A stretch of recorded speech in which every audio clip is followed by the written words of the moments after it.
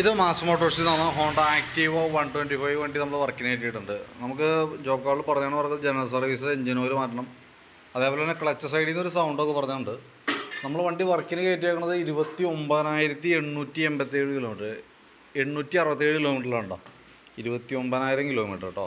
അപ്പോൾ അതിനകത്ത് സർവീസിൻ്റെ ഭാഗമായിട്ട് നമ്മൾ വണ്ടി വർക്കിന് കയറ്റി ബാക്ക് ബ്രേക്കിൻ്റെ ഭാഗമൊക്കെ ചെക്ക് ചെയ്യാൻ വേണ്ടി അയച്ചിട്ടുണ്ട്. ബ്രേക്ക് ലൈൻഡർ നമുക്ക് കുറച്ചും കൂടി ഉപയോഗിക്കാനുണ്ട്. ബ്രേക്ക് ക്യാമൊക്കെ ഒന്ന് അയച്ച് ഗ്രീസ് ചെയ്ത് റീസെറ്റ് ചെയ്താൽ മതി. അതേപോലെ ബാക്ക് വീല് പിടിപ്പിക്കുന്നത് ഈ ഒരു ഷാഫ്റ്റുമാണ്. അതിൻ്റെ ബെയറിങ്ങിൻ്റെ പ്ലേ ഒക്കെ നമ്മൾ ചെക്ക് ചെയ്തു, വേറെ കംപ്ലയിൻ്റ് ഒന്നുമില്ല. ബാക്കിലത്തെ ടയറിലും അത്യാവശ്യം ഉപയോഗിക്കാനൊക്കെ ഉണ്ട്. ഹബിൻ്റെ ഭാഗത്തും വേറെ പറയത്ത കംപ്ലയിൻ്റ് ഒന്നുമില്ല.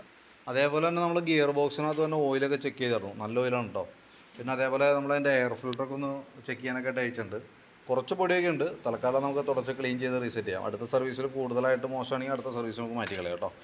പിന്നെ ക്ലച്ച് സൈഡ് നമ്മൾ അയച്ചിട്ടുണ്ട്, ക്ലച്ച് ഗ്രീസിങ്ങിനൊക്കെ ആയിട്ട് അയച്ചാണ്. അതിൻ്റെ ബെൽറ്റിൻ്റെ കണ്ടീഷൻ നോക്കി, കമ്പനി ബെൽറ്റൊക്കെ കിടക്കുന്നത്, വേറെ ഡാമേജോ കാര്യങ്ങളൊന്നുമില്ല. അപ്പോൾ നമുക്ക് ക്ലച്ചൊക്കെ ഒന്ന് നല്ല രീതിയിൽ ഒന്ന് എയറടിച്ച് ക്ലീനാക്കി റീസെറ്റ് ചെയ്താൽ മതി. പിന്നെ അതേപോലെ നമ്മളതിൻ്റെ വേരിയേറ്റർ ബോഡി, ബോസ് ഡ്രൈവ്, റോളറൊക്കെ ചെക്ക് ചെയ്തു, വേറെ കംപ്ലയിൻ്റ് ഒന്നുമില്ല. അതിനകത്ത് ഈ പീസെറ്റ് സ്ലൈഡ് എന്ന് പറഞ്ഞാൽ ഈ ഒരു പ്ലാസ്റ്റിക്കിൻ്റെ ബുഷുണ്ട്, അത് ഇവിടെ ശരിക്കും അടിപ്പെട്ട് ഇങ്ങനെ ചെറിയൊരു പാട് പോലെയൊക്കെ വന്നിട്ടുണ്ട്. അപ്പോൾ ഈ പ്ലാസ്റ്റിക് ടൈപ്പ് ആയതുകൊണ്ട് തന്നെ പ്ലേ കാണിക്കുമ്പോൾ തന്നെ മാറ്റി കളയണം നല്ലത്, കാരണം അതല്ലെങ്കിൽ അത് അവിടെ അടിച്ച് പൊട്ടിക്കഴിഞ്ഞാൽ നമുക്ക് ഈ വീലൊക്കെ മാറ്റേണ്ടി വരും. അപ്പോൾ നിലവിൽ വീലുകൾക്ക് ഡാമേജ് ഇല്ല, എയർ അടിച്ചൊന്ന് പൊടിയൊക്കെ ഒന്ന് കളഞ്ഞ് റീസെറ്റ് ചെയ്താൽ മതി. ഈ ഒരു ഐറ്റം നമുക്ക് മാറ്റേണ്ടി വരും. ഏകദേശം ഒരു 100-150 നമുക്ക് ഇതിന് കോസ്റ്റ് തന്നെ. പിന്നെ അതേപോലെ തന്നെ ക്ലച്ച് യൂണിറ്റിന് അതിൽ നിന്നൊരു സൗണ്ട് വേരിയേഷൻ വേണ്ടത് ഈ പുള്ളിയുടെയാണ്. അത് നമുക്ക് വണ്ടി നിർത്തിയിട്ട് തള്ളുമ്പോഴേക്കാണ് ആ സൗണ്ട് ഫീൽ ചെയ്യുള്ളൂ. അങ്ങനെ കറക്കുമ്പോഴും നമുക്ക് അറിയാൻ പറ്റും. പക്ഷേ അത് വണ്ടി ഓടുന്ന സമയത്ത് നമുക്ക് ആ പ്രോബ്ലം കാണിക്കില്ല, കാരണം ക്ലച്ചും ഗിയറും എല്ലാം കൂടി ഒരുമിച്ച് വർക്ക് ചെയ്യുന്നതുകൊണ്ട് ആ പ്രശ്നം കാണിക്കില്ല. ഇനിയിപ്പോൾ ആ സൗണ്ട് 100% മാറണമെന്നുണ്ടെങ്കിൽ നമുക്ക് വീല് മാറ്റേണ്ടി വരും. പ്രത്യേകിച്ച് ഒരു കംപ്ലയിൻറ്റ് ഇല്ലാത്തതുകൊണ്ട് നമുക്ക് അങ്ങനെ യൂസ് ചെയ്യണം നല്ലത്. കുറേ കൂടി കഴിയുമ്പോഴത്തേക്കും ശബ്ദം കൂടുതലായിട്ട് വരും, ആ സമയത്ത് നമുക്ക് മാറ്റി പുതിയത് സെറ്റ് ചെയ്യാം കേട്ടോ. പിന്നെ കിക്കർ വീലൊക്കെ ഒന്ന് അഴിച്ച് ഗ്രീസ് തരാം. എഞ്ചിൻ ഓയിൽ മാറ്റുന്നുണ്ട്. പിന്നെ എഞ്ചിൻ ഹെഡിൻ്റെ ഭാഗം ചെക്ക് ചെയ്ത്, വേറെ ലീക്കേജ് കാര്യങ്ങളൊന്നുമില്ല.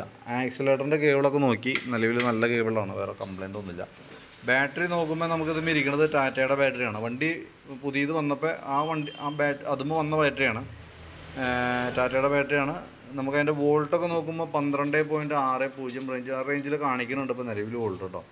ലോഡിലേക്ക് നമ്മൾ ടെസ്റ്റ് നടത്തുന്നുണ്ട്. ലോഡ് ടെസ്റ്റ് നടത്തുന്ന സമയത്ത് 8.42 ഒക്കെ വരുന്നുണ്ട്.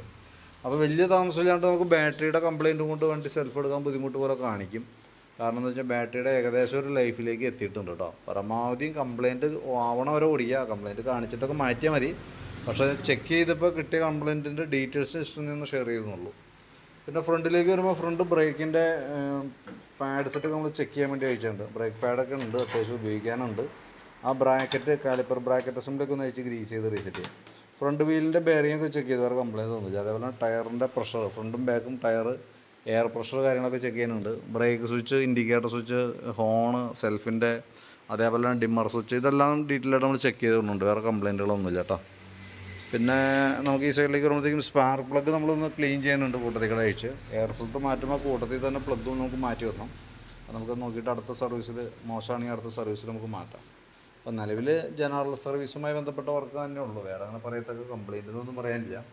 അപ്പോൾ ഞാൻ അതിൻ്റെ ഒരു എസ്റ്റിമേറ്റ് ഡീറ്റെയിൽസ് ഓൾറെഡി വാട്സപ്പിലേക്ക് ഒന്ന് സെൻഡ് ചെയ്തിട്ടേക്കാം. വീഡിയോ കണ്ടു കഴിയുമ്പോൾ നോക്കിയിട്ടൊന്ന് റിപ്ലൈ ചെയ്തേക്കണം കേട്ടോ. ഏകദേശം നമുക്കൊരു 4 മണി 4:30 ആകുമ്പോഴത്തേക്കാണ് വർക്ക് തീരുള്ളൂ. ഓക്കെ.